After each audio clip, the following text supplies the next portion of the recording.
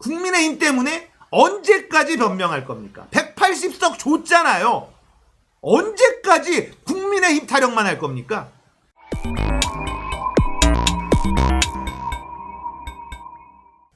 안녕하세요. 딱딱한 뉴스를 쉽고 재밌게 풀어드리는 시사건건 홀스형입니다. 자, 이번에 다룰 이야기는요, 이재명 도지사 이야기입니다. 자, 지금 서울시장, 부산시장 선거가 이제 뜨겁게 달아오르고 있습니다. 그런데요, 이 포탈을 보고 있으면 너무나 심각하다라는 느낌이 듭니다. 오세훈과 박형준의 비리는 하루가 멀다 하고 계속해서 나오고 있지만 잘 다뤄지질 않습니다. 하지만 더불어민주당 후보들에 대한 국민의힘의 공격, 이런 것들은 비중 있게 다뤄지고 있어요. 하루 종일 노출이 되고 있습니다. 그러니까 국민의힘 시각에서만 보도가 거의 되고 있다.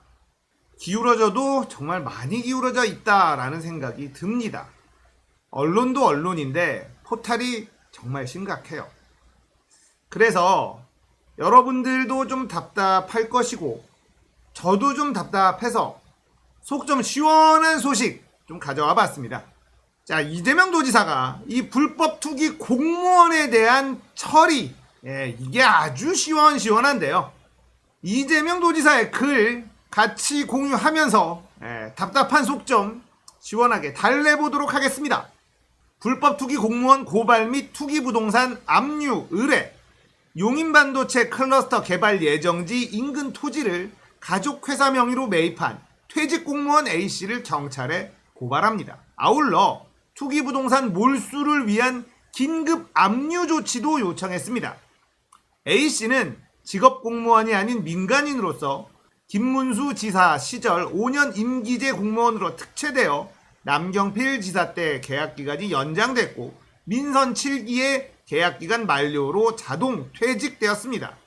A씨는 남지사 시절 SK건설에 용인시 산업단지 물량 배정 요청 투자 의향서를 접하고 이와 관련된 투자 동향 보고를 최초로 올린 장본인입니다. 공무상 얻은 내부 정보를 이용해 개발 공식 발표 4개월 전 인접 토지를 매입하여 부당한 투기 이익을 얻은 것이 확실히 되어 부패방지법 위반 혐의로 즉시 경찰에 고발하고 몰수 대상인 투기 부동산 매각 은닉을 막기 위해 압류 조치도 동시에 의뢰합니다.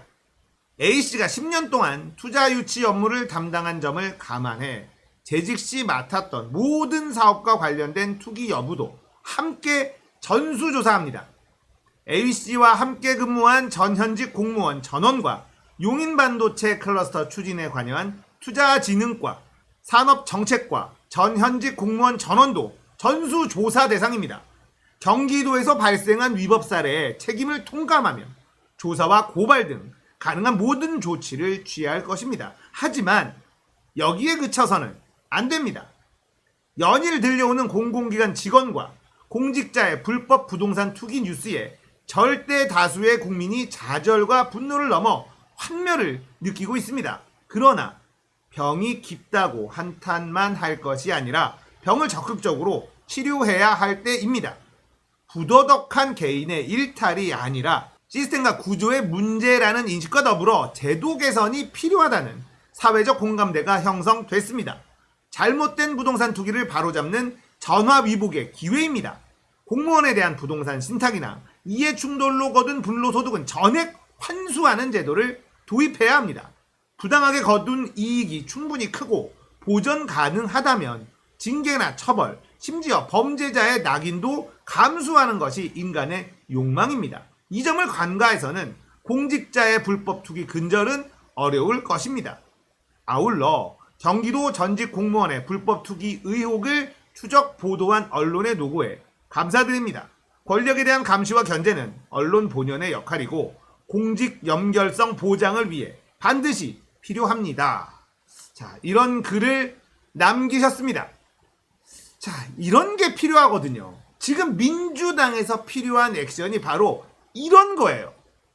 발빠른 대처, 확실한 행동, 이게 필요합니다. 자신들이 가진 정보를 이용해서 자신만이 부를 축적하는 이런 일들이 수십 년 동안 아무렇지도 않게 자행돼 왔다는 점. 자, 그렇다면 이제는 바뀌어야 되는데 180석의 더불어민주당을 어떻게 바꿀지에 대한 이야기를 안 해줘요. 언론에서 안 다뤄준다고요? 페이스북에라도 쓰십시오. 이재명 도지사 언론에서 뭐 다뤄줍니까? 다뤄주는 경우도 있지만 다뤄주지 않는 경우도 있어요. 이재명 도지사는 본인의 권한 안에서 할 수 있는 한 최대한 빠르게 행동합니다. 그것이 국민들을 위하는 길이고 분노한 국민들에게 조금이라도 위로가 된다라는 걸 잘 알고 있는 정치인이자 행정가이죠. 언론에서는 이 적발돼도 제대로 처벌할 수가 없다 뭐 이런 얘기를 하지만 이재명 도지사는 지금 현재 있는 법 안에서 최대한 무거운 벌을 받도록 하겠다. 자, 이렇게라도 나와야죠. 그리고 국회에서는 이제 법을 바꿔서 징벌적 배상 이걸 하도록 만들어야죠. 이해관계 충돌법이 통과가 안 되고 있습니다. 자, 자신이 가지고 있는 정보를 이용해서 사익을 편취했을 경우에는 처벌을 받도록 하는 것. 이게 바로 이해방지 충돌법인데요. 자, 여러분들이 이걸 알고 계셔야지 돼요. 이해관계 충돌법은요, 사실 예전에 여러 번 국회에서 통과시키려고 했었습니다. 자, 여러분들도 김영란법 잘 알고 계시죠? 청탁하면 안 된다. 밥도 얻어먹지 마라. 선물도 몇만 원 이하로 해라.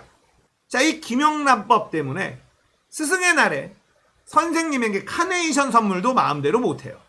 자, 이런 경우는 약간 좀 심하다라는 생각이 들기도 하지만 그동안에 너무나 많은 부정부패가 있었기 때문에 이제는 아예 주지도 받지도 않는 문화가 정착이 되고 있습니다.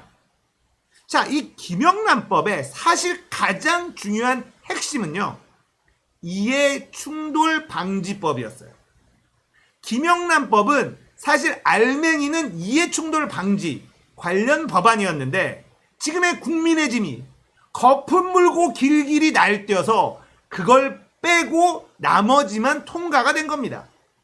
그래서 우리는 김영란법 하면 밥 사주면 안 되고 선물 주면 안 되고 뭐 이런 걸로만 알고 있는데 사실 김영란이라는 분이 강력하게 주장했었던 건 이해충돌 방지 법안이었습니다.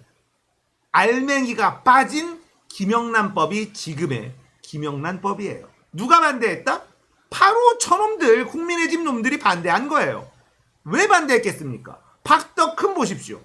그냥 증거가 줄줄이 나와요. 이들이 죽어라 반대했었던 이유가 그냥 줄줄이 나옵니다. 자, 이 이해충돌 방지법이 국회에서 통과가 안 되고 있어요. 문턱도 못 넘고 있다. 이런 보도가 나오고 있는데 이에 관련해서 이재명 도지사가 또 한 번 글을 남겼네요. 언행일치가 국민의 신뢰를 회복하는 유일한 길. LH 공직 투기에 대한 국민적 분노의 저변에는 근로소득자 위에 불로소득자가 군림하며 땀 흘려 일하는 사람을 피눈물까지 흘리게 하는 토지 계급화 사회. 정권은 바뀌어도 국민의 삶은 바뀌지 않는 정치 효용감 제로의 현실이 있습니다. 그리고 국민의 삶이 바뀌지 않는 이유는 우리 정치가 여전히 90% 이상은 말뿐이고 실천은 10%도 안 되기 때문입니다. 이 부분이 핵심이죠. 180석을 줬는데도 달라지지 않는구나. 자, 이러면 언론에서도 부추기고 우리는 일반 국민들은 피로감을 느끼게 돼요. 아, 괜히 찍어줬구나 라는 생각을 하게 된다는 겁니다. 행동해야 된다라는 이야기를 이재명 도지사는 강하게 하고 계세요. 언행일치는 정치에 대한 국민의 신뢰를 만드는 유일한 방법입니다. 또한 정치에 대한 신뢰가 있어야만 기득권 세력에 가공할 저항이 있더라도 국민의 압도적 동의와 지지를 얻고 국가와 사회의 개혁을 달성할 수 있습니다. 4년 전 국민으로부터 적폐 청산과 개혁의 과업을 부여받았던 우리 민주당은 개혁 성공의 전제 조건이나 다름없는 국민의 신뢰가 흔들리고 있다는 점에 가장 절박한 위기감을 가져야 합니다. 불과 얼마 전까지도 국민들께서는 부동산 가격 폭등, 코로나19, 경제위기 등 3중고로 고통받으면서도 한결같이 정부 지침을 따르며 높은 국정 운영 지지율을 보여주셨습니다. 그러나 LH 사태는 국민들께 법 준수와 고통 분담을 내세워온 공직자들이 뒤로는 반칙을 일삼으며 오히려 국민 고통을 가중시켜 왔음을 드러내어 국민들께 크나큰 배신감을 안겨드렸습니다.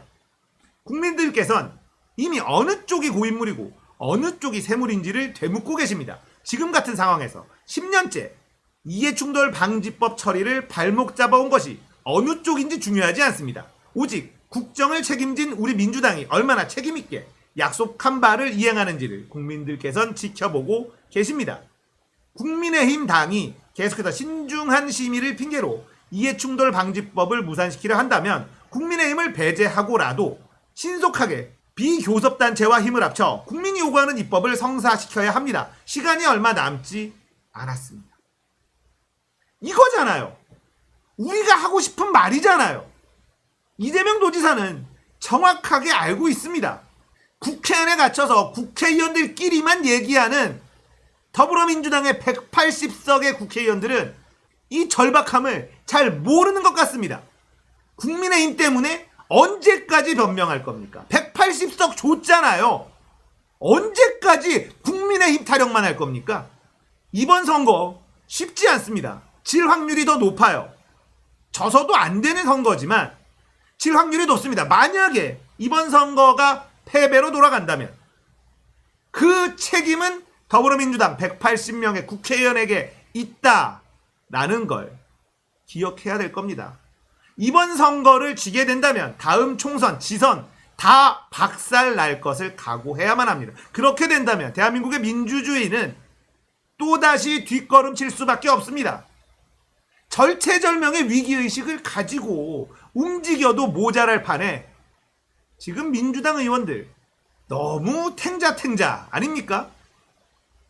국회가 뭐 그렇지 쉽게 안 되지 급한 마음은 알겠는데 천천히 갈 수밖에 없어 이딴 생각을 하고 있으면 다 뒤집어진다. 저놈들은요 지금 시간만 끌면 우리에게 유리하다 이렇게 생각하고 있어요. 그렇게 휘둘리지 말라고 180석 줬으면 움직여라. 이러라는 국민의 명령입니다. 지금 선거판 돌아가는 거 보십시오. 포탈 보십시오. 더불어민주당 편 있습니까? 없어요. 완전히 기울어진 운동장입니다. 제가 유튜버로서 박형준의 비리, 오세훈의 비리 열심히 떠들어 보겠습니다만 국회가 움직여야죠. 이해충돌 방지법 그리고 LH 사건의 관련자들 발빠르게 대처 못합니까? 그들에게 일벌백계 하겠다는 말만 하지 말고 행동을 보여줘야 되는 것 아닙니까? 노무현 대통령을 너무 좋아하고 문재인 대통령을 너무 좋아하는 사람으로서 이재명 도지사의 이런 글만이 그나마 위안이 되는 요즘이에요. 많은 사람들이 이재명 도지사가 비문이다 이렇게 얘기하는데 지금 제가 느끼기에는요 친문은 이재명 도지사밖에 보이질 않아요. 더불어민주당의 친문이라는 사람들이 과연 친문입니까? 문재인 대통령과 예전에 개인적인 친분이 있으면 친문입니까? 문재인 정부가 가고자 하는 방향에 도움이 돼야지 친문 아닙니까? 그래도 이재명 도지사가 페이스북에 글 한마디 써주는 것이 영향력이 있기에 위안이 좀 됩니다. 이재명 도지사 경기도에서는 도지사로서 할 수 있는 권한으로 발빠르게 움직여 주시고 그나마 국민들에게 좀 속 시원한 위안을 주셨으면 좋겠습니다. 자, 오늘은 이재명 도지사 이야기였습니다. 공감되셨다면 구독, 좋아요, 알림 설정 부탁드릴게요. 감사합니다.